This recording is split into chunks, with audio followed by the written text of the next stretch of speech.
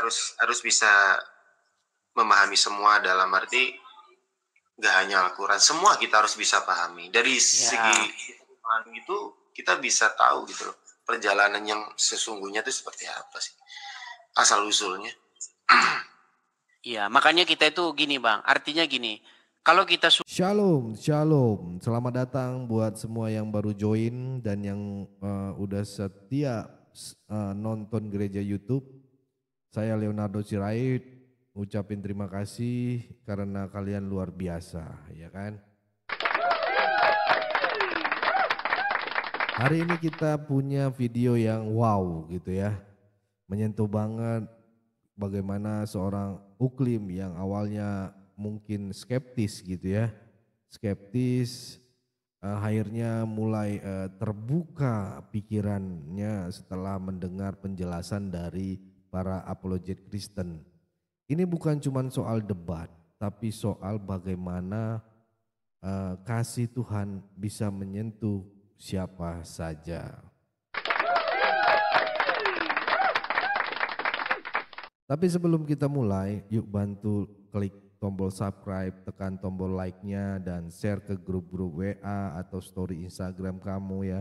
Kalian gak pernah tahu, satu sharing kecil bisa mengubah hidup seseorang dan banyak jiwa-jiwa lagi dimenangkan karena video ini gitu ya. Ini bagian dari pelayanan juga teman-teman. Jangan meremehkan, ayo jangan cuma sekedar penonton, tetapi ayo menjadi penuntun, ya kan? Oke, yuk langsung kita tonton videonya bareng-bareng. ya, kita refresh dulu coba ya. Muti Milano, coba kita refresh dulu. Biar kita coba dulu hapus dulu ya semua orang yang mengajukan permintaan naik. Waduh, ini saudaranya Muhammad. Sanjib. Orang mana Sanjib? Dari mana Sanjib? Sanjib ganti Ash.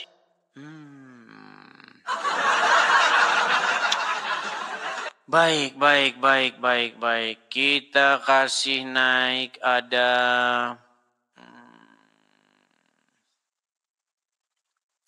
sahabat setia ini apa nih? Sahabat setia.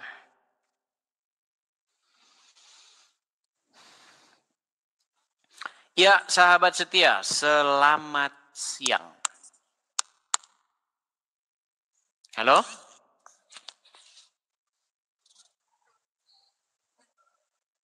Sahabat setia?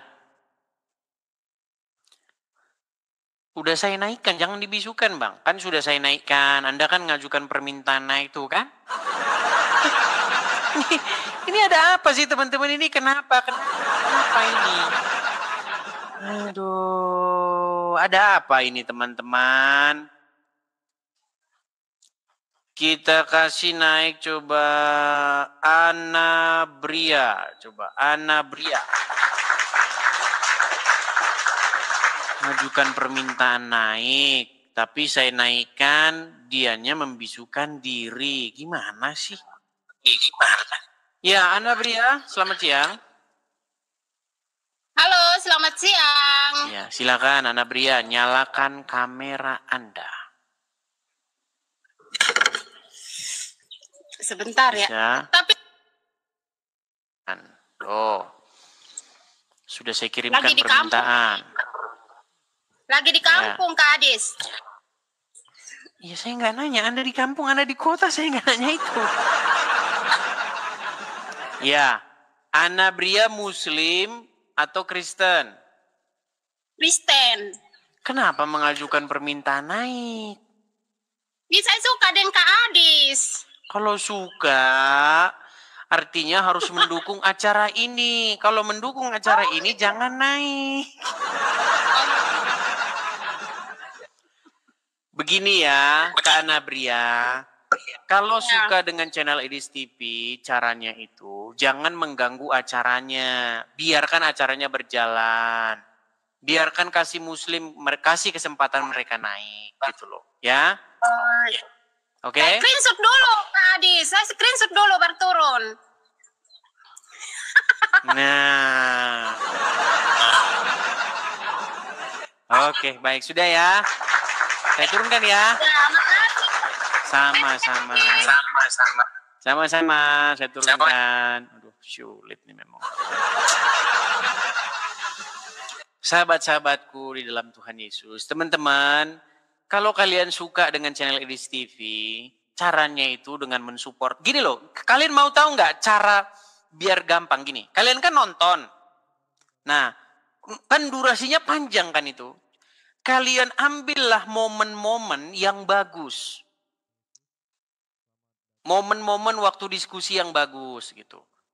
Kemudian kalian upload, karena kalau saya sendirian yang mengupload itu saya akan kuala. Baik, kita turunkan ya, karena dia ngambek teman-teman. Ini kan ngambek, kalau lama-lama dinaikkan yang ngambek. Mereka sudah mengajukan permintaan naik, tapi kalian halang-halangi gitu loh.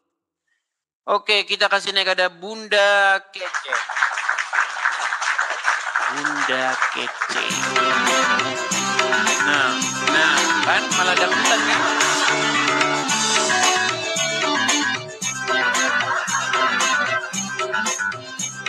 Bang Edis. Goyang Bang Edis. Coba nyalakan kamera ya, nyalakan kamera. Kamera dinyalakan dulu. Musiknya jangan terlalu cepat. Tunggu ya.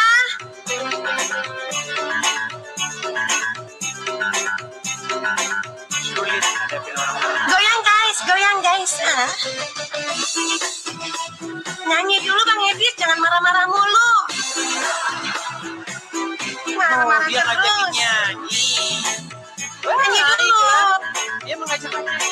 Iya, kita nyanyi dulu sayang, cinta. Mereka ini memang ada saja. Coba kamu nyanyi dulu. Kita battle dulu lah. Kamu nyanyi coba. Yang benar kalau mau nyanyi. Aku nyanyi ya, Silakan. Oke. Bentar dulu.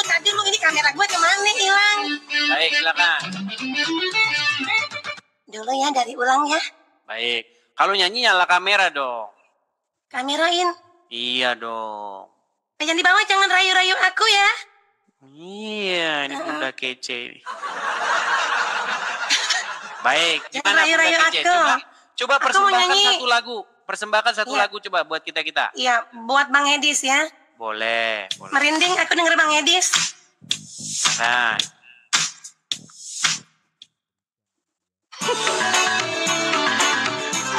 Kita goyang dulu guys.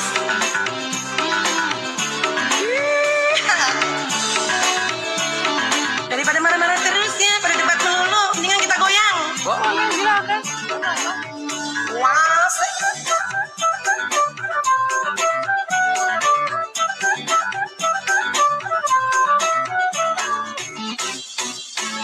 pertama ku dibelai Bang Edis, bulu merinding ho, kepala pusing. Hati ini rasa berdebar, badan pun rasanya gemetar. Bergelora di dalam dada, antara senang dan gelisah. Pertama ku dibelai Bang Edis, bulu merinding ho, kepala pusing. Wasih, goyang dulu guys, tapi jangan marah-marah mulu di bawah. Heran lo, darah tinggi lu pada marah-marah terus. Hiburan sekali-sekali Desti ya.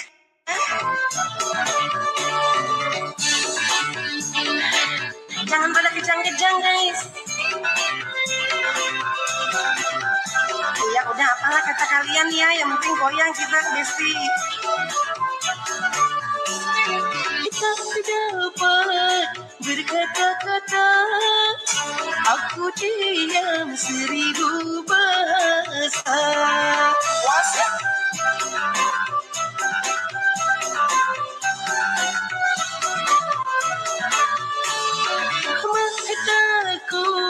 berkaca-kaca, ku terharu tanda bahagia. Mula-mula memang malu rasanya, lama-lama aku jadi terlena. Pertama ku dibelai Bang Edis, bulu merinding,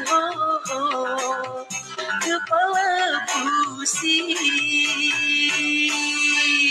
Asik. Udah diam kau, jangan teriak-teriak turun-turun, nanti aku turun sendiri. Diam, satu lagu, diam kalian. Tep-tep bayar kau yang banyak di bawah, heran lo. Komplain aja bisanya. Yang penting goyang guys. Bang Edis.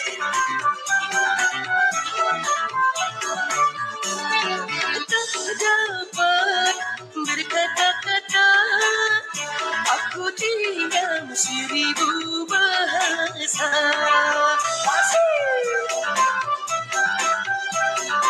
Diam, jangan turun-turun, diam. Kau naik sini. Mataku berkaca-kaca, ku terharu tanda bahagia. Mula-mula memang malu rasanya, lama-lama aku jadi jatuh cinta. Pertama aku dibelai Bang Edis, bulu-buluku terlinding semua. Hati ini rasa berdebar, badan pun rasanya bergetar, bergelora di dalam dada, antara senang dan gelisah. Pertama aku dibelai Bang Edis, bulu merinding, kepala pusing. Terima kasih. Bang Edis, makasih Bang Edis ya. Sama-sama. Teman-teman di bawah, aku cuma mau ngingetin aja, jangan pada emosi ya di bawah, heran lo. Oke, saya mau nanya sebentar. Iya sayang. Keren banget peralatannya. Alat Bisa apa? di-spill? Aku nggak pakai alat apa-apa. Peralatannya. Peralatan apa? Peralatan sound systemnya. Soalnya saya coba-coba nggak bisa-bisa. Saya ada gini nih. Coba. Saya ada nih. Tapi saya coba-coba nggak bisa-bisa. Oh itu sama aku. Berarti kau nggak bisa sama. nyetingnya. Mau juga. Mau begini. Sama. Iya sama. Itu mau Chester kan? Iya. Chester 2? Iya, Manchester. Iya, Manchester E2 itu sama kayak punya aku. Oh, berarti sebenarnya ini aja di setting-setting kalau gitu udah pakai, ya. Kalau kau udah pakai itu nggak usah lagi pakai apa itu namanya apa guys yang buat itu yang ada naik turun. Mixer ya, nggak perlu pakai mixer lagi kalau udah pakai ini doang ya. Ini bagus kan, suaranya bagus kan? Bagus, suaranya bagus banget, bagus banget. Iya, okay, aku nggak pakai apa-apa, ya. cuman ini aja. Kalau saya cuman kayak begini-begini okay, doang, Bang kalau Edis. mau nyanyi nih.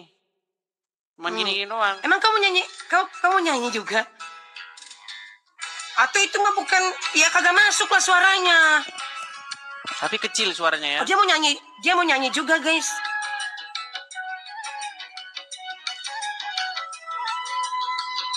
Ayo goyang guys, jangan marah-marah mulu kalian di bawah. Goyang sekali-sekali. Ya, dia mau nyanyi, diam. Jumpa. Wasik. Setangkai bunga padi kau selipkan di rambutku. Aku tak sanggup memandang tatapan bola matamu. Iya kah?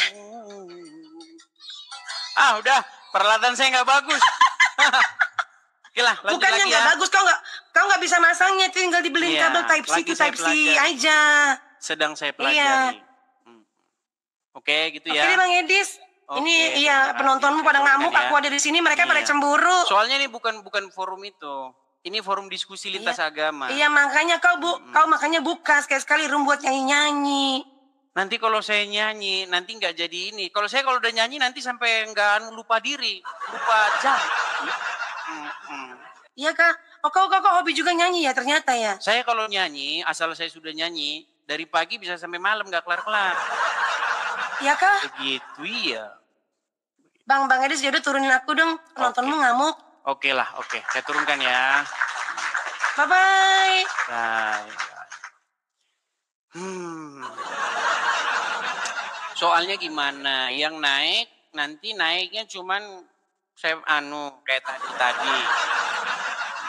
Coba ya, yuk kita kembalikan fungsinya ke channel, ke tujuan pendirian channel ini. Jadi saya tahu teman-teman ya, Teman-teman, channel ini itu didirikan untuk diskusi lintas agama. Makanya yang saya undang itu yang muslim-muslim. Ya, kalau kalian muslim, ajukan permintaan naik. Kalau kalian Kristen, jangan menutup-nutupi yang muslim mau naik. Ya, yuk silakan. Nyanyi, ya udah forum sendiri kalian nyanyi, ya kan? Nanti bisa kalian nyanyi-nyanyi begitu ya, seperti si Pinkan Mambo. Oke, kita lanjutkan kembali. Ada Bang David. Kemarin sudah naik dia, Bang David. Oke. Bang David official. Gimana kabar Bang David? Alhamdulillah sehat Bang. Ya, gimana Bang? Maaf kemarin trouble lagi karena mungkin dari sistem HP ya. Makanya kalau udah terlalu lama gitu, tiba-tiba ada pemberitahuan kalau ponsel terlalu panas dan akhirnya mati sendiri. Kalau orangnya sih nggak panas, tapi HP-nya yang kalah. Oke. Iya Bang, gimana Bang? Gimana tadi kelanjutannya dari yang kemarin itu? Apa yang mau Anda sampaikan? Silakan. Mungkin aku lebih senang ini sih, kayak mustahil kalau kamu percaya dengan Al-Quran itu. Yang dimaksud di belakang Bang Edis itu maksudnya kayak penjelasan untuk Bang Edis sendiri, pengetahuannya seperti apa? Ya, jadi begini Bang. Ketika kita mempelajari Al-Quran, ternyata apa yang dikatakan Al-Quran itu tidak akan mungkin bisa dipercaya oleh orang Islam. Dan bukan hanya orang Islam saja, setiap yang membaca Al-Quran itu tidak akan mungkin percaya kepada isinya. Saya kasih contoh nih Bang, Siap. Kalau saya pergi ke sebuah toko buku, oke? Kemudian ketika saya ada di toko buku itu, saya melihat sebuah buku yang mengatakan atau yang mengklaim bahwa buku itu menjelaskan segala sesuatu. Saya ulangi lagi Bang ya, ini ada buku nih. Buku ini mengklaim, buku ini menjelaskan segala sesuatu. Lalu Anda buka, coba, saya pengen bikin bakso yang paling enak. Apa? Ternyata nggak ada dikasih tahu bikin bakso yang paling enak. Berarti menurut Anda, buku itu bohong nggak? Bisa jadi seperti itu. Itu tergantung karena tidak dari... sesuai dengan yang diklaim kan? Benar. Nah, itu sama. Itu sebenarnya ilmu tentang marketing. Contoh-contoh ilmu marketing itu misalnya toko serba ada, ya kan? Giliran kita tanya, Bang, ada nggak jual makanan monyet nggak? Enggak. Katanya toko serba, tapi nggak ada gimana? Bang, jual bensin? Bahasa yang dilontarkan kan seperti itu. Betul. Jadi memang itu bahasa marketing. Nah, ada bahasa-bahasa marketing di dalam Al-Quran biar Quran itu laku. Lalu Quran membuat klaim bohong dengan kata-kata bahwa kitab itu menjelaskan apapun, menjelaskan segala sesuatu. Bang, coba. Abang sunat kan? Muslim sunat kan? Sunat. Coba tanya sama Al-Quran. Wahai Al-Quran, apa fungsi dari sunat? Nggak bakal tahu Quran itu apa. Makanya dari situ Bang, makanya umat Muslim akan berkata, Muslim akan berkata, kami beriman kepada Quran. Kami beriman Quran menjelaskan segala sesuatu. Tapi itu bohong.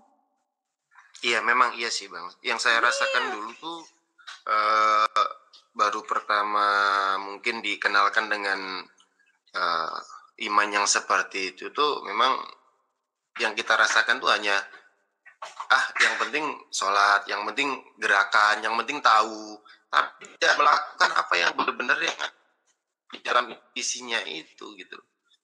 Itu yang saya rasakan sekarang gitu.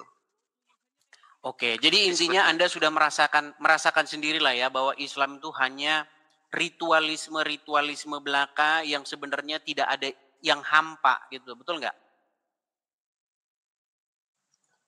Benar. Memang dari awal memang dari awal perjalanan ya mungkin sebelum dikenalkan dengan benar-benar gimana sih isi Al-Quran yang sebenarnya itu seperti apa dan bagaimana sih untuk menanggapi bagaimana benar-benar berjalan di dalam isi Al-Quran itu gitu loh. Dan sebenarnya kosong semua gitu loh, dalam arti apa fungsinya kita ini gitu loh. Iya. Gak ada sebenarnya. Lalu sekarang alamatnya gimana nih Bang? Alamatnya ke depannya gimana nih? Abang mau secara resmi meninggalkan agama Islam atau gimana? Yang pastinya untuk kalau meninggalkan ya mungkin kita tetap ya, mungkin dalam arti kita hidup di lingkupnya dalam arti ya susah juga sih Bang, dalam arti mau meninggalkan mayoritas apa yang Muslim sudah gitu ya bukan mayoritas Muslim juga, dalam arti kita harus bisa menghormati sih dalam arti itu di dalam kita berkemanusiaan, setiap hari kita bertemu dengan sesuatu kita harus menghormati, apalagi ke orang tua gitu loh. Apalagi yang terutama takut nggak dapat warisan. Loh, kalau abang keluar dari Islam nggak dapat warisan loh Bang. Kalau Anda meninggalkan Islam, nggak dapat warisan nanti. Dicoret dari kartu keluarga. Iya, memang sih. Karena, tapi saya salut lah gini Bang David. Anda ini artinya sudah bisa berpikir atau berani berpikir out of the box begitu.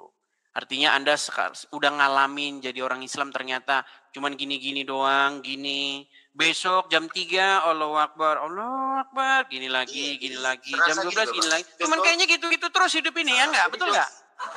Betul, semisalnya aku gambarkan dengan seseorang ya. Aku mau menjalankan kerja tentunya. Ketika waktu jam kerja kita sesuai dengan misalkan disuruh jam 6 kita harus on time gitu loh. Tapi dalam arti itu nggak harus on time juga pun kalau kita memang benar-benar nanti berangkat jam 5 juga bisa. Yang penting kan nggak sampai melebihi jam 7 seperti itu. Kalau untuk sholat tapi sendiri, Bang, coba ya kita bicara yang logis-logis lagi nih. Waktu Anda dulu percaya sama agama Islam. Sekarang kan Anda ini dalam tanda kutip sudah meragukan lah ya agama Islam. Pernah dengar asal usul sholat tuh gimana ceritanya? Kalau dulu sih mungkin belum ya. Dalam arti kalau dulu itu mungkin diperkenalkan aja sih dengan pernah dengar cerita Muhammad naik ke Sidratul Muntaha, lalu dia disuruh sholat 50 kali sehari. Pernah dengar? Pernah ada cerita yang seperti itu. Cuman nggak begitu mengulik sih bagaimana sih sejarahnya gitu loh. Oke. Asal usulnya. Iya, jadi ceritanya gini. Jadi suatu saat Jibril itu membawa Muhammad menghadap kepada Allah. Nah, lalu Allah itu memerintahkan kepada Muhammad sholat 50 kali sehari. Nah, setelah itu kan Muhammad mau pulang kan? Nah, dalam perjalanan pulangnya itu dia ketemu Musa. Nah, lalu Musa tanya, kamu disuruh sholat berapa kali? 50 kali sehari. Enggak kuat kamu, balik lagi katanya. Balik lagi dia. Ya Allah, terlalu berat. Ditawarlah jadi 45, balik lagi. Ketemu lagi sama Musa. Berat, balik lagi. Jadi Muhammad di pingpong kayak anu. Jadi Allah sama Musa main pingpong ya, Muhammad jadi bolanya kan. Nah, tapi yang mau jadi, ini kita bicara logis ya. Memang kalau setiap orang yang punya nalar, pasti mereka tidak akan menganggap cerita itu sungguhan. Gitu. Tapi banyak orang Islam yang karena memang ya nggak pakai otaknya ya percaya aja gitu. Gini, coba kita bernalar. Manusia pasti perlu tidur, bener nggak? Pasti. Oke. Biasa tuh ya. Kita bikin dalam 24 jam. Manusia itu tidurnya 8 jam. Saya ambil kalkulator dulu ya. Nih, biar kita selidiki dulu cerita-cerita yang memang ya lucu-lucu dalam agama Islam. Satu hari itu 24 jam. Oke? Nah, kita kurangi Bang. Untuk tidur itu rata-rata orang manusia tidur 8 jam ya. Maksimal. Kebanyakan ya, 8 jam. Oke, 16. Jadi tinggal 16. Manusia perlu kerja nggak? Pasti. Manusia perlu kerja. Kira-kira jam kerja berapa rata-rata sehari? 8 jam. 8 jam. Kurangi lagi 8 jam. Sisa 8 jam. Itu kita anggap aja manusia itu nggak ngurusin anak. Nggak ngurusin pakaian. Ya kan? Nggak, pokoknya anggap aja bos. Dia bos pokoknya. Ini orang udah bos ini. Kira-kira waktu Allah nyuruh manusia sholat 50 kali sehari, kira-kira yang gak waras itu yang bikin cerita apa Allah? Coba. Yang bikin cerita pasti. Makanya cerita ini itu hanya dipercayai oleh orang-orang yang memang menggadaikan akalnya di tukang loak. Memang ketika saya ngomong gini memang keras Bang. Memang saya ngomong ini keras banget omongan saya ini. Tapi percayalah teman-teman, saya itu memberikan kepada kalian itu sebuah nalar logika berpikir yang sehat gitu loh. Apa Allah bercanda waktu suruh sholat 50 kali sehari? Dia itu tukang bercanda apa bagaimana? Ya, jadi gini sih, yang pernah ada pembicaraan ya mungkin ya. Ini dari segi perjalanan. Pernah ada yang berkata tuh seperti ini, apa sih maknanya sholat dan artinya sholat yang sesungguhnya itu apa? Saya memang harus benar-benar tahu kan gitu loh. Dan di situ ada yang bilang sholat itu maknanya tuh ingat, kalau bahasa Jawanya tuh eling, tahu, harus sadar. Eling kuembien bakul sego kucing. Ya, silakan. Jadi seperti itu. Kalau kita kebanyakan kita sholat itu harus menunggu dipanggil dulu baru sholat. Sedangkan kalau saya baca Al-Quran Bang, yang dimaksud dengan sholat, sesungguhnya sholat itu mencegah perbuatan mungkar. Iya, memang. Kalau tapi yang terjadi di tengah-tengah umat Muslim, sholat itu gini. Yang umat Muslim sendiri nggak tahu itu apa. Kenapa begini? Kenapa tangannya diginiin? Itu umat Muslim nggak ada yang tahu. Selain ngarang bebas, mereka nggak tahu. Ya memang sih ya, dalam arti memang gerakan itu nggak bisa untuk menentukan kita menuju kemana gitu. Tapi memang di segi perjalanan itu yang saya ambil dari sisi makna sholat itu tadi, ingat ketika kita selalu ingat di setiap kemanapun kita pergi, itu pasti kita akan mengurangi apa yang kata Bang Edis tadi mencegah perbuatan mungkar. Mencegah perbuatan. Iya. Ketika kita hanya menunggu dipanggil hanya 5 waktu, selebihnya kita akan melakukan hal-hal yang kejahatan. Iya itu loh. Iya. Jadi makanya saya bilang gini Bang.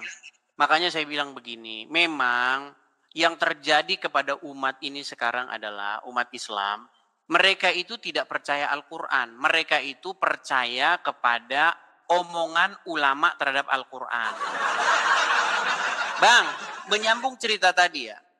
Menurut Al-Quran, di dalam surat Al-Ma'arij dan juga di dalam surat-surat yang lain ya, malaikat Jibril itu naik menghadap Allah itu dalam sehari, tapi kadarnya itu 50.000 tahun. Jadi kalau Jibril naik menghadap Allah itu sehari dia, tapi 50.000 tahun di bumi. Lebih lama di bumi daripada di sana. Makanya kalau memang Muhammad naik di bawah Jibril menghadap kepada Allah ke Sidratul Muntaha, harusnya sampai sekarang Muhammad belum balik. Apalagi cerita-cerita Muhammad di pingpong kan. Dari begini, terus balik lagi 45, ditawar lagi 40, balik lagi, terus dia di pingpong dia. Akhirnya sampailah kepada angka 5. Nah, setelah angka 5, Muhammad balik lagi, ketemu lagi sama Musa. Musa ngomong, balik lagi, Mat, balik lagi, nggak kuat umatmu. Terus Muhammad ngomong gimana? Saya udah malu mau balik lagi ke sana, mau nawar lagi. Sebenarnya angka 5 itu didapatkan dari tawaran. Terus umat Islam bilang, sholat 5 waktu ada di Quran. Dari mana? Sholat 5 waktu itu ceritanya dari tawar-menawar itu, bukan dari dalam Quran. Seandainya memang sholat itu diperintahkan 5 kali sehari, harusnya waktu Allah memerintahkan sholat 50 kali sehari, langsung Qurannya itu ditunjukin sama Allah. Nih, kamu suruh 5 kali nih menurut surat ini. Nih, suratmu ini kan firmanmu ya Allah, kamu suruh lihat. Kok kamu menyuruh 50 kali, gimana? Kalau memang perintah 5 waktu itu ada. Nggak ada, dalam Quran tuh nggak ada sholat 5 waktu itu. Iya, nggak ada. Memang sih Bang, nggak ada. Yang ada itu malah kita disuruh berfirman dan bertakwa kepada yang satu. Makanya kan di dalam Al-Quran itu saya ambil tuh di surat Al-Ikhlas itu tadi. Qul huwallahu ahad. Qul katakan. Muhammad katakan bahwa Allah itu satu. Maksudnya memang iya. Segala sesuatu. Kalau satu saya juga satu, Bang. Nah, iya memang. Saya juga satu. Benar. Jadi banyak orang tidak memahami apa maksudnya satu itu. Sebenarnya gini, Bang. Iman-iman yang ada dalam Islam itu sebenarnya diambil dari Bible. Ada satu hukum yang terutama di dalam Bible itu. Itu pernah ditanya oleh seorang ahli Taurat kepada Tuhan Yesus. Tauhid. Ahli Taurat atau orang-orang Farisi itu bertanya. Dia bilang begini, Guru, hukum apakah yang terutama? Apa kata Yesus? Yesus mengutip ulangan itu. Dalam kitab Taurat, Shema Yisrael, dengarlah wahai orang Israel. Adonai, Tuhan itu Allah kita, Tuhan itu Esa. Kasihilah Tuhan Allahmu dengan segenap hatimu, dengan segenap kekuatanmu, dengan segenap akal budimu. Dan kasihilah sesamamu manusia. Itu hukum yang terutama. Dan hukum yang kedua yang terpenting itu kasih sesamamu manusia seperti dirimu sendiri. Pada kedua hukum itulah segala hukum itu bergantung. Nah, di situ kan ada kata-kata Esa. Nah, Esa itu apa artinya? Esa itu bukan satu telur. Atau satu gelas atau satu. Esa itu maksudnya itu satu-satunya.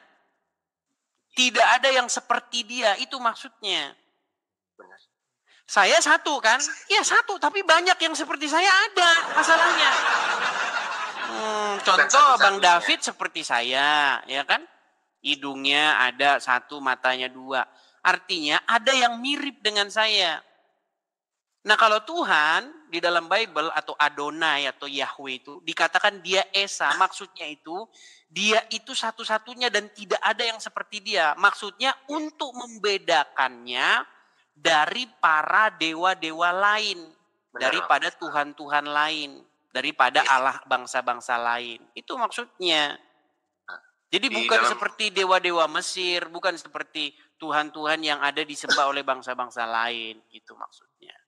Memang benar sih Bang. Di Al-Quran juga dikatakan juga laisa kamislihi syai'un, tidak ada yang menyerupai dia dan tidak ada yang bisa untuk setara dengan ya. Ya, makanya itu sebenarnya begini Bang, itu sebenarnya hampir semua yang ada di dalam Al-Quran itu, masalah iman-iman, itu semua diambil dari Bible. Dan orang Kristen, orang Yahudi, itu bukan ajaran baru, itu udah ada semua dalam Bible. Iya, kalau dari asal-usul sih memang, ya Bang. Makanya kita bertauhid itu kan biar tahu asal-usul kita dari siapa. Sorry tadi yang nelpon. Jadi gini, jadi di dalam Bible, ya, Bapa di surga atau Adonai itu, Yahweh atau Yehova itu sudah menyatakan keberadaannya, menyatakan dirinya bersama-sama umat manusia, hadir dia di tengah-tengah umat manusia dengan perantaraan firman-Nya yang menjadi manusia, yaitu Yesus. Makanya Yesus itu disebut sebagai anaknya yang tunggal. Nah, anaknya yang tunggal di sini, Bang, bukan berarti seperti pemahaman orang Islam. Siapa bidannya, siapa istrinya? Bukan gitu. Anak itu berbicara soal hubungan. Ada bapak, ada anak. Artinya ada hubungan yang khusus, spesial gitu loh. Antara anak dengan bapak. Gitu loh. Karena anak itu mengejewantahkan bapak. Gitu loh. Nah, makanya bagaimana Tuhan yang Esa itu, bagaimana Tuhan yang menyertai manusia itu hadir di tengah-tengah umat manusia. Bagaimana dia menyembuhkan orang, bagaimana dia membangkitkan orang mati, melenyapkan air mata dari mata orang-orang dengan perantaraan anaknya yang tunggal, yaitu Yesus Kristus.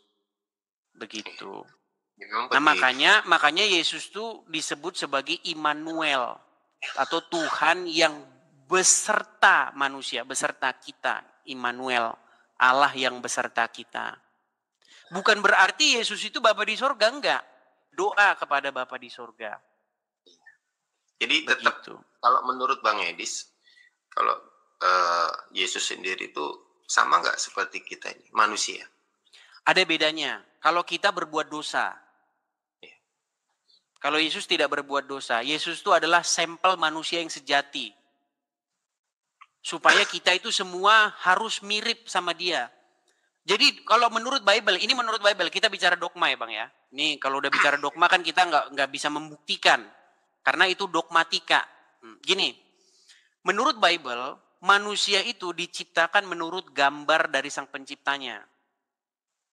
Makanya Adam itu, dia dibentuk sesuai dengan gambarnya atau rupanya Tuhan. Jadi sifat-sifat Tuhan, karakter Tuhan itu ada di dalam diri Adam itu pada mulanya. Siap. Tetapi Adam tuh jatuh dalam dosa. Iya, memang makanya dia mati. Begitu mati dan gak hidup lagi, artinya jadi kembali menjadi debu, begitu. Nah, karena Adam yang pertama itu gagal, lalu ada Adam yang kedua. Yesus itu disebut sebagai Adam yang kedua.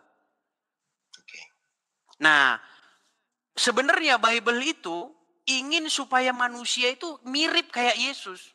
Supaya masuk kepada hidup yang kekal. Supaya hidup selama-lamanya. Bagaimana menjadi manusia yang sempurna, bagaimana menjadi gambar Allah yang sejati, contohlah Yesus. Jadi Yesus itu mengambil pekerjaan untuk menciptakan manusia baru.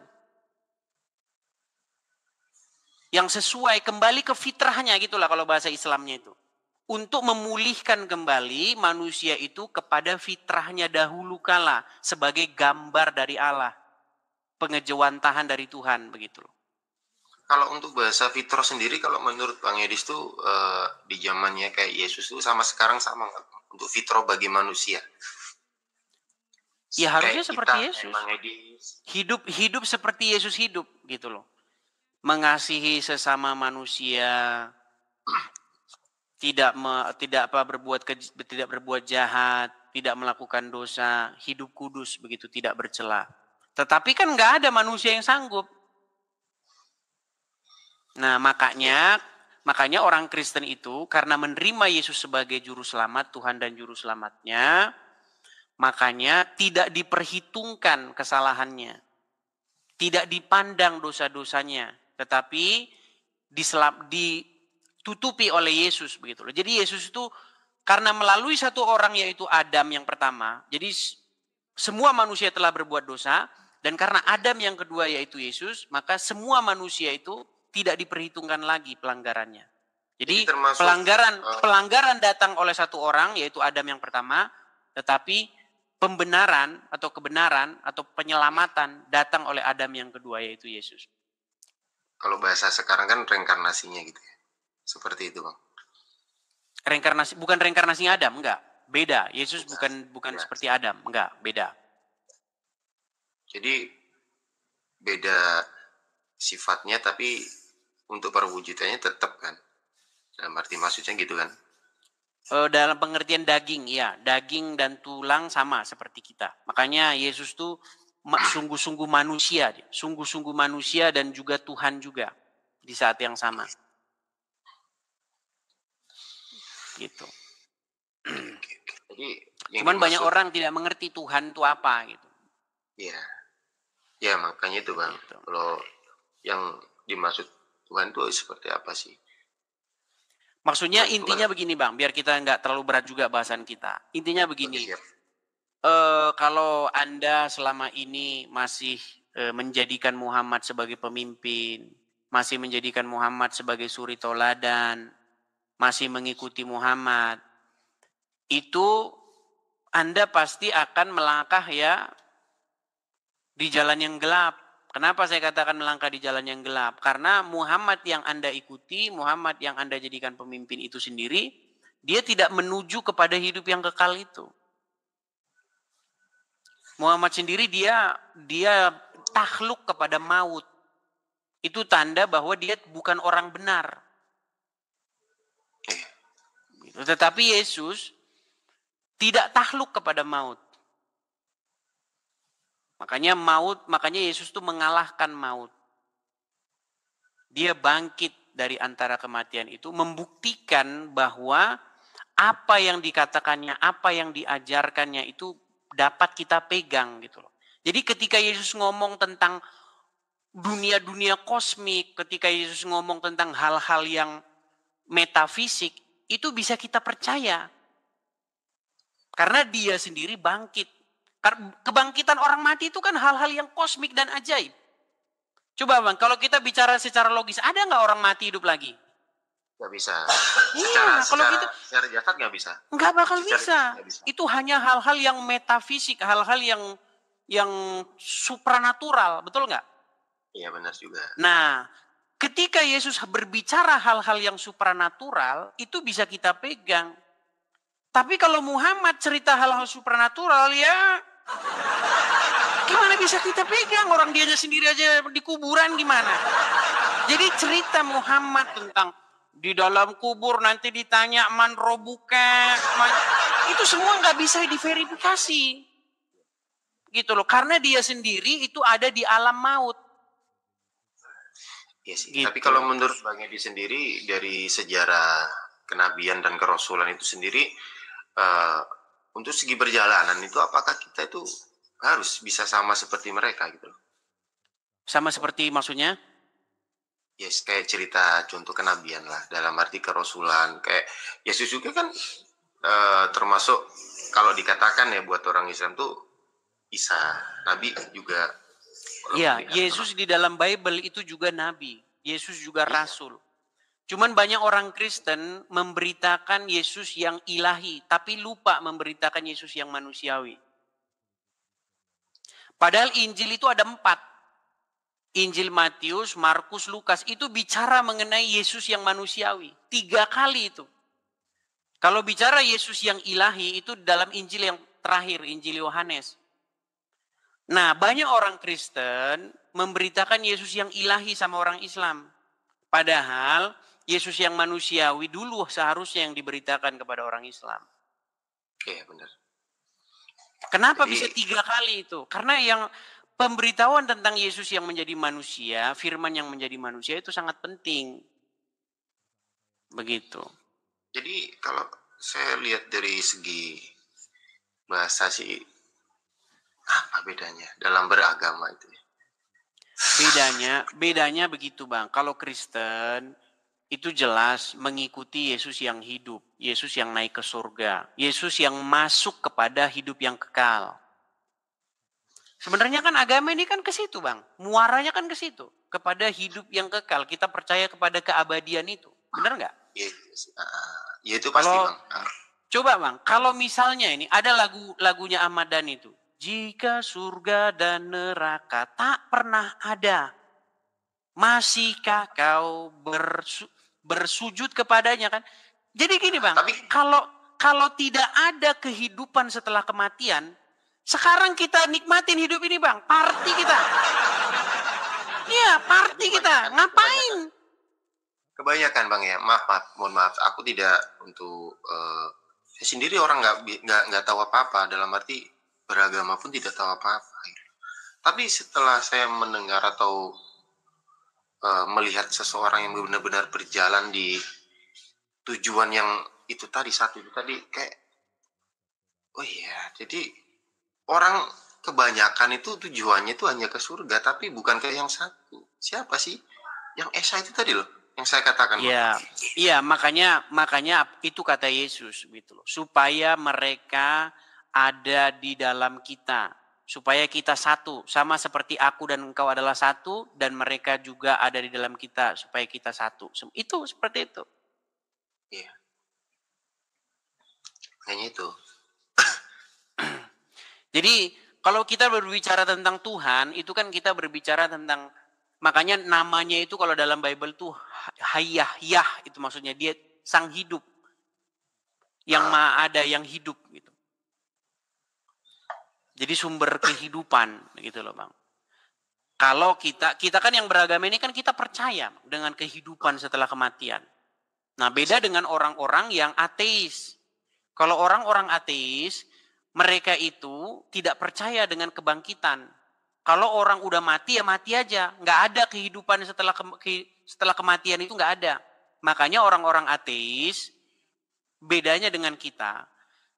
Hidup ini ibarat kata kita berjalan di suatu terowongan. Terowongan panjang. Ya kan?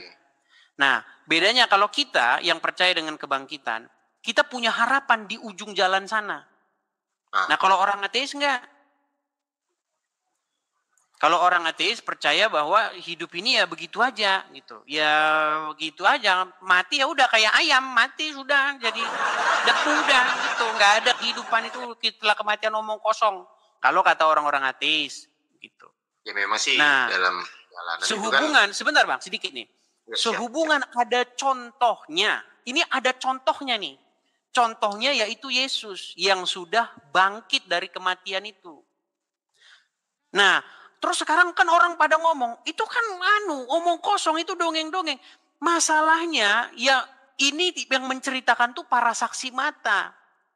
Murid-murid Yesus menjadi saksi atas semuanya itu. Kalau menurut Bang Edi sendiri yang dimaksud bangkit dalam kematian itu bangkit secara jasad apa secara secara Bible berbicara Yesus bangkit secara fisik. Tetapi ketika Yesus bangkit dikatakan dia tidak menggunakan lagi tubuh yang seperti kita ini. Oke. Nah namanya tubuh kebangkitan. Nah itu juga masih satu yang debatable di dalam kekristenan. Apa itu tubuh kebangkitan? Karena ya kita hidup 2025 kita nggak megang kan. Tapi dalam Bible, kalau kita baca Bible, tubuh kebangkitan itu, dia itu tidak memerlukan makanan untuk hidup. Ya nggak tahu lah kita jenisnya. Abang pernah lihat hologram? Pernah lihat hologram nggak? Hologram itu kan seperti duit gitu Bang? Koin gitu kan? Bukan, hologram itu kayak macam orang begitu, tapi Anda pegang gini ya nggak kena. Oh. Saya pernah main ke satu tempat di kalau Anda klik itu namanya, kalau Anda klik di ini namanya Sphere namanya Sphere. Oke. Sphere itu di daerah Las Vegas di Amerika Serikat ya. Itu saya pernah lihat itu hologram itu. Jadi dia benar-benar manusia begitu. Tapi kita pegang gini nggak nempel dia seperti Kalau kita bahasa kita arwah begitu. Tapi ya itu kan teknologi. Ya kita nggak tahu seperti apa, kita nggak tahu. Tapi yang saya maksudkan begini. Kebangkitan Yesus itu diberitakan oleh murid-murid, diberitakan oleh para saksi mata. Mereka sampai menggebu-gebu memberitakan itu. Bahkan mereka rela mati memberitakan itu. Bahkan di dalam Bible dicatat memang pemberitaan Injil itu adalah seperti kebodohan bagi orang-orang yang akan binasa. Oke. Gitu. Nah, sekarang apa alasan kita mau percaya kan gitu? Kan makanya kan saksi mata berbicara tentang saksi mata. Bagaimana Yesus disalibkan, lalu menampakkan diri, bangkit dan menampakkan diri kepada murid-murid. Dia menampakkan diri kepada muridnya si A, si B, si C, si D, si D, dan seterusnya. Ada juga muridnya yang tidak percaya, menganggap itu semua omong kosong. Yesus menampakkan diri kepadanya. Coba cucukkanlah tanganmu dan jarimu, katakan. Kalau menurut Bang Edi sendiri nih ya, dalam kalau di cerita di dalam Al-Quran itu kebanyakan kan yang diperintahkan itu kebanyakan kan Muhammad di situ kan? Nggak ada Bang. Yang paling banyak diceritakan Al-Quran itu Musa. Musa. Iya, Muhammad tuh cuma disebut 4 kali Bang dalam Quran.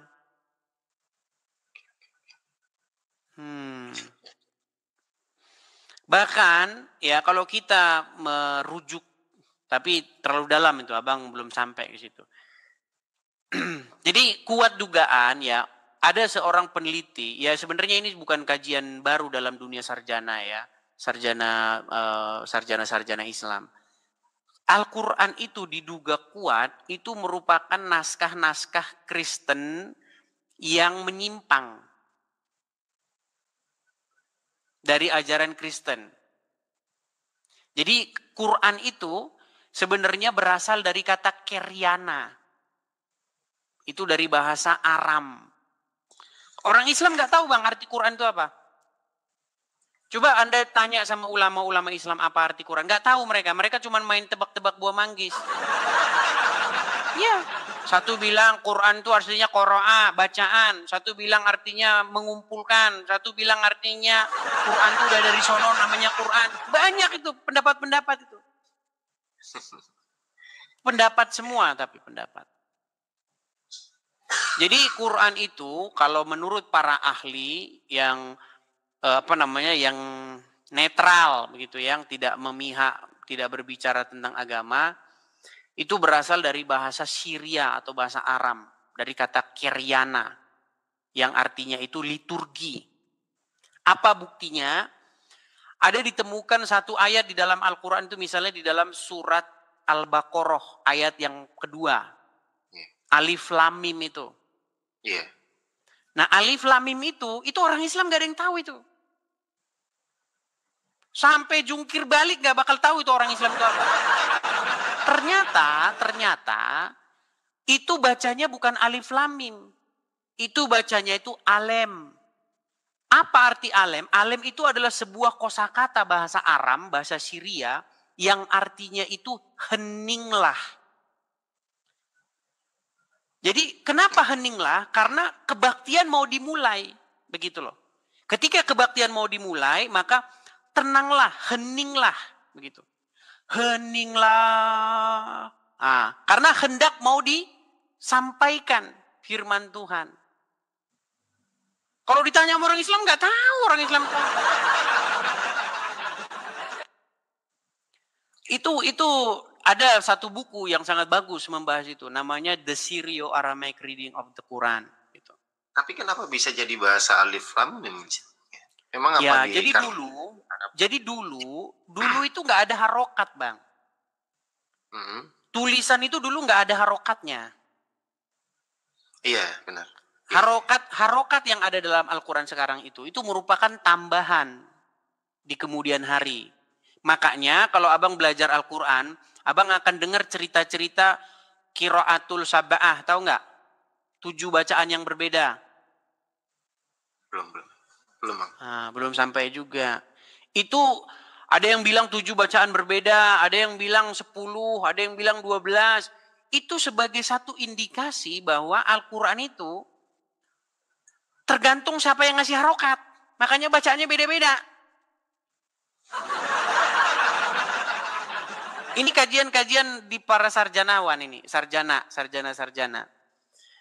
Jadi bacaan-bacaan Al-Quran sampai sekarang bahkan itu ditemukan kurang lebih ada 34 versi Al-Quran dari seluruh dunia ini.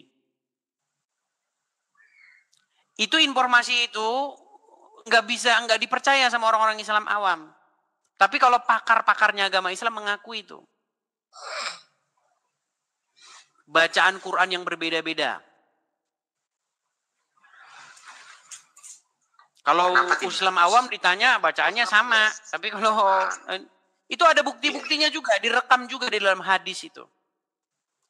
Pernah ada satu riwayat, waktu itu Umar bin Khattab atau siapa, atau Abu Bakar begitu ya, dia sholat kan. Terus ada sahabat, bacaannya tuh lain. Nah, hampir-hampir saja kerah bajunya itu diseret sama Umar bin Khattab. Karena bacaannya beda. Tapi karena lagi sholat ditahan-tahan sama dia. Nah, setelah selesai sholat didamprat itu sama Umar. Ternyata orang itu ngomong, saya begini, saya mendengar bacaan dari Nabi. Enggak, saya dengarnya begini. Lalu datanglah Muhammad. Memang begitulah Quran diturunkan. Ada itu riwayat itu. Bacaan yang berbeda-beda. Makanya ada 7 bacaan Quran gitu. Itu sebenarnya satu indikasi bahwa Quran versi mentahnya itu memang nggak ada harokat. Makanya sebenarnya kata jahanam dengan jahim itu, kan ada jahanam, ada jahim. Itu sebenarnya cuman orang salah ngasih harokat itu. Sebenarnya sama itu. Yang jahim itu versi salahnya. Versi benernya jahanam. Sadis ya itu. Jahanam itu sebenarnya diambil dari bahasa Yunani. Dari kata gehinom. Sebenarnya bahasa Yunani juga ngambil dari bahasa Ibrani. Jadi ada satu lembah. Lembah itu bahasa Ibraninya itu lembah bahasa Ibraninya itu gay. Nah, gay ben hinom dalam bahasa Ibraninya. Ini kita bicara teknis akademis ya. Kalau kayak begini nanti kalian nggak nyampe ini. Dulu di Israel ada satu tempat penyembahan dewa atau penyembahan Molok. Nama Tuhannya atau nama dewanya itu Molok. Nah, Molok ini, cara mereka menyembah Molok ini, mereka itu membakar anak-anak manusia di hadapan dewa Molok ini. Nah, ketika orang Israel datang, bangsa itu kan dimusnahkan sama orang Israel yang tinggal di tanah orang Kanaan itu. Karena Tuhan melihat kekejian yang sangat luar biasa dilakukan oleh bangsa-bangsa itu. Di mata Tuhan, bangsa yang dahulu mendiami tanah Kanaan itu bangsa yang keji, pembuat kejahatan. Nah, sama Tuhan dimusnahkan dengan tangan orang Israel. Nah, ketika orang Israel masuk, lalu orang Israel itu menajiskan tempat itu. Maksudnya ingin membuat tempat itu menjadi tempat yang najis. Nah, dibikinlah itu jadi tempat bakar sampah, bakar mayat, bakar bangkai. Nah, dijadiin itu. Nah, tempat itu punya seorang yang namanya Hinom. Yang punya kebun itu atau tanah itu namanya Hinom. Makanya dinamakan lembah anaknya Hinom. Geh ben Hinom bahasa Ibraninya. Lalu itu diserap ke dalam bahasa Yunani jadi Gehinom. Nah, dicolong sama Al-Quran jadi Jahanam. Kalau orang Islam cerita ngedongeng. Kalau orang Islam ngedongeng. Jahanam itu ada 7 tahapan. Tahap yang pertama ada jahim, ada jahanam yang paling dalam namanya jahanam. Padahal nggak usah ngehalu. Tempatnya sana, kamu beli tiket pesawat, pergi ke Yordan, tembus ke Israel, kalian lihat langsung tempatnya di situ. Itu tempatnya di situ, Jahanam tuh di situ. Tempat pembakaran sampah dan tempat penghukuman atau pembuangan mayat-mayat yang dihukum mati. Nah, Tuhan Yesus menggunakan tempat itu sebagai sebuah analogi penghukuman. Gitu loh. Makanya kalau kita belajar akademis tuh ada di situ tempatnya itu. Kemudian ada di dalam Bible satu ayat yang mengatakan disitulah ulatnya dan ininya tidak mati-mati. Tapi ternyata itu ayat tambahan. Itu ayat tambahan dalam Bible itu. Itu kenapa bisa ditambahkan gitu Bang Edis? Jadi kalau kita bicara akademis ya, memang Bible ketika dia disalin ulang, disadur ulang, kadang-kadang ada ayat-ayat yang ditambahkan oleh penulis sendiri. Dan itu kalau Kristen mengakui yang kayak begitu diakui. Makanya kalau ada pendeta yang ngaku-ngaku melihat ada kayak tambahan itu aja. Kan ada pendeta yang ngaku-ngaku ada ulatnya tidak mati-mati begitu. Kalau menurut Bang Edi sendiri, tambahan itu sesuatu hal yang biasa atau yang enggak, kurang... itu tidak mengubah sama sekali iman kekristenan. Pondasi dasar kekristenan itu tidak berubah sama sekali. Tetap inti dasar kekristenan itu tidak berubah, tetap benar gitu. Kristen itu tetap benar. Walaupun ada ketika Bible itu disalin ada kata-kata yang berikutnya ada. Makanya kita gunakan yang namanya ilmu hermeneutika atau ilmu perbandingan naskah. Jadi naskah yang sekarang kita bandingkan dengan naskah yang terawal. Gitu. Cara mengujinya begitu. Jadi nanti kita akan dapatkan mana ayat-ayat yang dia orisinil. Gitu. Dan itu nggak masalah. Itu di dalam kajian-kajian Kristen, kalau sekolah teologi itu dibahas. Itu nggak apa-apa dalam Kristen itu biasa kayak begitu. Siap. Gitu. Tapi intinya kekristenan itu tetap benar, Bang. Artinya kekristenan itu tetap sesuatu iman yang dapat dipercaya. Maksudnya iman yang benar, pengajaran yang benar. Gitu. Karena saya udah pelajari, Bang, banyak agama saya pelajari, saya baca Bible Quran saya baca. Oke. Kesimpulannya tetap seperti itu, enggak langsung Islam jadi benar. Kan banyak orang menggunakan ini loh, Bible nih berubah, ada tambahannya, nih berarti Islam benar. Nah, itu kesimpulan yang goblok. Gitu. Ya memang kita harus bisa memahami semua dalam arti nggak hanya Al-Quran, semua kita harus bisa pahami. Dari segi iman itu kita bisa tahu gitu loh, perjalanan yang sesungguhnya itu seperti apa sih, asal usulnya. Iya, makanya kita itu gini Bang, artinya gini, kalau kita sungguh-sungguh mau menghabiskan waktu kita, mendedikasikan diri kita mempelajari sesuatu, kita akan dapat jawaban. Sesuai apa yang tertulis di dalam Bible, firman Tuhan berkata, barang siapa yang mencari, dia akan mendapatkan. Barang siapa yang mengetuk, pintu akan dibukakan. Carilah aku, maka kamu akan menemukan aku.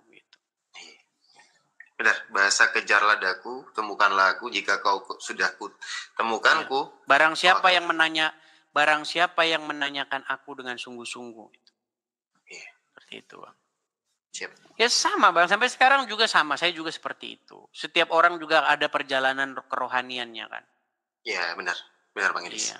Kalau saya berharap ya, kadang-kadang saya dalam renungan saya gitu, dalam kesendirian saya merenung gitu. Coba, saya itu punya satu keinginan saya. Coba Tuhan, berbicaralah kepada saya dalam mimpi. Tapi sampai sekarang belum pernah. Belum pernah. Kenapa itu keinginan saya.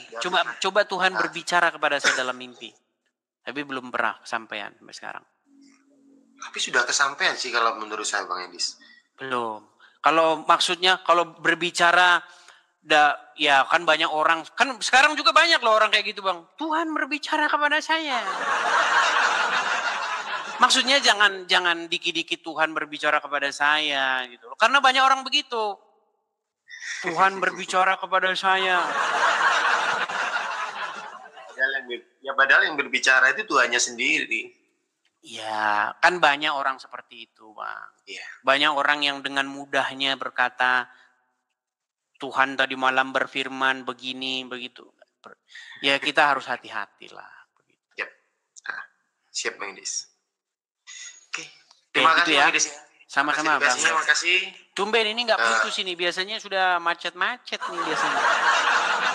Berarti diizinkan lebih untuk ngobrol sama Bang Idis. Tapi memang kemarin tuh aku lagi di Bali kan, di posisi di negara. Situ memang siangnya mau berangkat ke Denpasar. Sekarang ini di Denpasar posisinya. Sekarang di Denpasar. Jadi setiap 2 minggu sekali ke sini, Bang, ke Bali gitu. Denpasar. Macet ya, Denpasar ya. Macet, Bang. Sangat macet. Ya, macet lah Bali ya. Apa-apa juga udah mahal katanya ya. Asli, mahal Bang di sini. Tapi kalau untuk makanan sih masih standar aja sih. Masih banyak yang standar, Bang. Soalnya dari Jawa pun banyak yang masuk ke sini jualan. Jadi harganya agak standar. Iyalah, udah enak di Indonesia itu teman-teman. Sudah negeri, betul kata Kus Plus itu, kepingan surga lah. Cuman yang bikin Indonesia itu jadi runyam ya petinggi-petinggi negaranya. Yang tukang korupsi diembat semua sama mereka gitu loh. Ya. Tapi nanti jadi ngomongin politik lagi.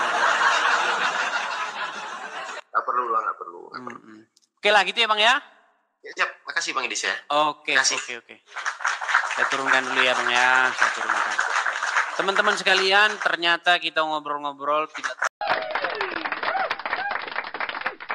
Tapi sebelum kita mulai, yuk bantu klik tombol subscribe, tekan tombol like-nya, dan share ke grup-grup WA atau story Instagram kamu ya. Kalian gak pernah tahu, satu sharing kecil bisa mengubah hidup seseorang. Dan banyak jiwa-jiwa lagi dimenangkan karena video ini gitu ya. Kami tetap berseru Yesus, Tuhanku Yesus. Tak gentar meski badai menerpa, firman-Mu tetap pelita. Lewat layar kami bersaksi, meski dijegal, dihina, diserbu masa radikal, namun kasih-Mu lebih besar dari semua cemooh yang menyerang. Satu angkat tangan, langit pun terbuka, hadir-Mu nyata di sini. Hatiku bersujud bersih, kami akan terus memuliakan nama-Mu. Aku terima Engkau Yesus, tinggal dalam hatiku selamanya. Ku berjalan dalam terang-Mu, sampai kerajaan-Mu jadi nyata. Aku masuk hadirat-Mu, bukan karena layak tapi kasih-Mu. Ku angkat salib dan ku berjuang, sampai jiwa-jiwa pun dimenangkan.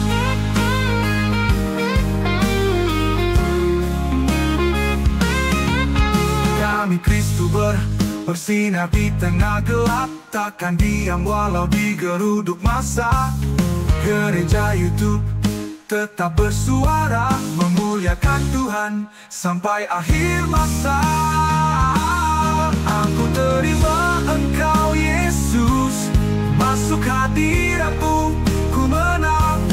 Walau badai menerpa, kami akan terus kumandangkan Injil firman-Mu, agar semakin banyak lagi jiwa dimenangkan, masuk dalam keselamatan.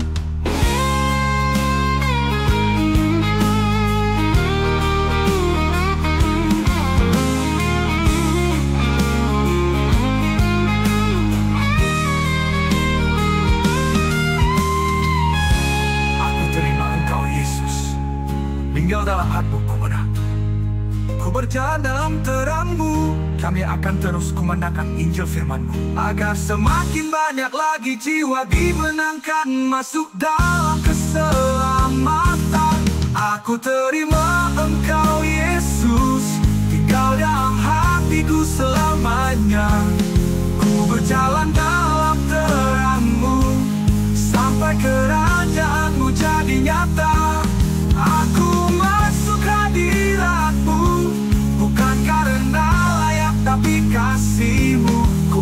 salib dan ku berjuang sampai jiwa-jiwa pun dimenangkan. Aku masuk hadirat-Mu bukan karena layak tapi kasih-Mu. Ku angkat salib dan ku berjuang sampai jiwa-jiwa pun dimenangkan.